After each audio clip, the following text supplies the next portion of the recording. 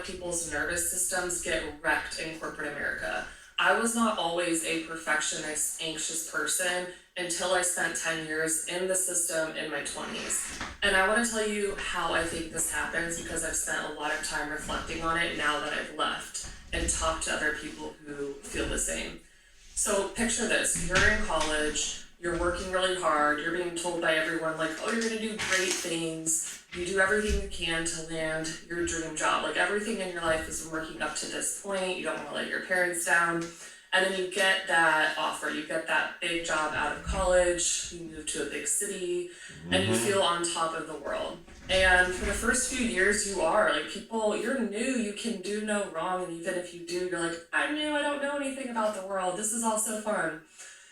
Then you're like 3 or 4 years in my case, I changed companies, and you're still thinking you're doing a great job. And then you get a performance review at a new company, and it's like, meets expectations. And you're like, wait, what? I've been working hard, I've been killing it, I've never heard this in my life. And they're like, yeah, you just have to learn how we do things here, and then I think you'll be good. Okay.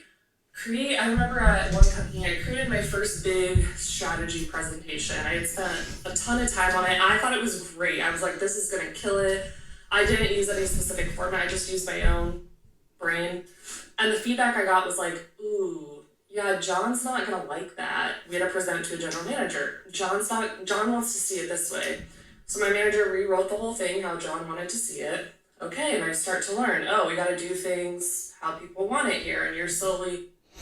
Yeah, let me pause it right here. And I could relate. Had graduated in the University of South Carolina in 2021. Got my big boy corporate job at the biggest tech company in the world, $1 trillion company. Moved to DC. Was an account executive there. Tremendous amount of pressure, but she's right. They don't talk about this in college courses. Everybody thinks that it's a fairy tale. You get a degree, you're going to immediately be able to get a job right out of college, and you will never, ever get fired or get laid off ever again.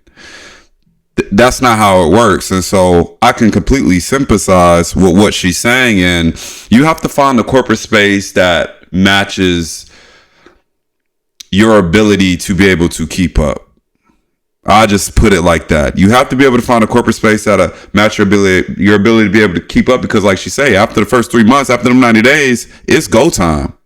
Them 90 days, no more excuses. If you're on quota, if you did sales, that 3 months to learn, after that, you're done. You're cooked if you don't hit that next performance after that next quarter. You're done. You're done. I was in sales, and I will say that is the most pressure. Again, I ain't trying to knock off anybody else, because again, in my corporate career, I've only was in sales, so I can't speak to any other roles or any other titles. But for me, having a quota, and I was great, always hit quota, always went over 100% of my numbers. I know we were capped at 125%. Always hit the 125%. Love the bonus money. But it was stressful. It was stressful finding leads. It was stressful trying to talk to people who may not really want to talk to you. You only got a 10 to 15 second window on that opening call to be able to keep their attention, or they're hanging up on you, right? Great companies, though, are out there. And the company that I came from was a great company. They will provide you with all the tools and resources for you to be successful. Sometimes it's luck. Sometimes it's about your skill set. It's just, and the third is just a roll of the dice, which again, I guess can go back to luck. But the corporate space can be a stressful situation, especially if you don't love what you're doing. If you don't love what you're doing, that's a wrap. That's a wrap. It's over with.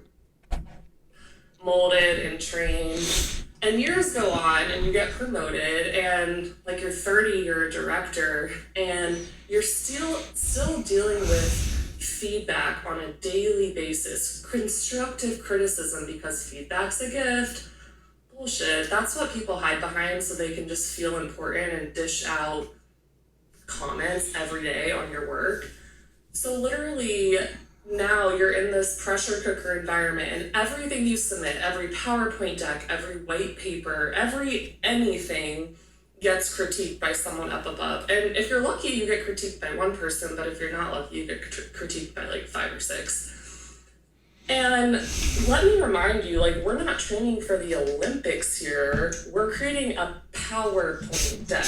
But literally, as a high performer at 30, you're being told by other adults that nothing you do is 100% right. Like, everything needs fixing. And I swear to you, every time I'd be like, I'm gonna email this to my manager, and even if it's great, she's gonna find something to pick apart just so she can feel like she added value. You're gonna get feedback about how you presented in a meeting, even though you were just being yourself. And then you're gonna get pitted against your peers, and you're gonna know who's doing well, who's not. And you're gonna see that the ones who are doing well, not only are they doing their job, but they're volunteering for extracurricular things, they're schmoozing with the higher ups. Do you get my point? Like, it's very political. Yourself not sleeping. You gotta go into that meeting tomorrow and just hope that they like how you present, never mind the content, or hope that they like the format of that deck. I mean, this is why I left, guys. It was so stressful, but over the dumbest stuff. Like, we weren't sending a rocket to Mars, we're not curing cancer, but they instill anxiety and fear and perfectionism in you. And it's taken me a long time to unlearn that. I'm still unlearning that. I swear I have PTSD from being in those corporate environments. It's so ridiculous. You could not pay me enough to go back. Yeah. She has a point, man. She has a point. I remember the white paper days. I remember the QBRs. But that's just corporate America. That's how it is, man. Very performance. All they care about is performance. I don't care what nobody says. And when you start to get into those rooms of the very important people, all the stuff at the lower level, like, yeah, we care about mental health. We care. All that stuff goes out of the door, right? Because at the end of the day, it's a business. At the end of the day, it's a business. You're either going to perform or you're not. And if you're not, I don't think you guys understand. A lot of corporate, really high level jobs have a lot of turnover. Sales have a lot of turnover. You can be hitting your numbers for 2 years straight. Let you go 1 quarter and not hit your numbers. 1 quarter. You're on a performance plan. Now, that has, again, never happened to me per se, but I still got friends in the space. I hear the stories weekly, monthly, like, yeah, dog, such and such. You remember such and such? Yeah, what happened? Yeah, man, they had to let them. I hear it all the time, man. So everybody's not built for corporate. I know I wasn't built for corporate. I can white collar, as you guys can see, all day long, but will that truly fulfill me? Do I truly want to take orders from other people, have a boss? Do I truly want to have my financial fate and my family's fate in the hands of somebody that can fire me tomorrow with no given reason? I didn't. I'm going to just be honest. I really didn't. So, it's all going to be there. It's a political game, as she kind of hinted to. Some people going to like you, some people not. Some people going to try to figure out how to get you out, even though you're doing your job and you've been the best performer they've had. Again, just speaking specifically to what goes on in these camps. And again, at the end of the day, the higher up you go up, you will learn or subconsciously know that, hey, it's either me or them. So if I'm a manager and my people aren't performing well, who's going to be? It's either going to be me or them. And at that point, that's where a lot of people realize they're just a social security number in their company's database.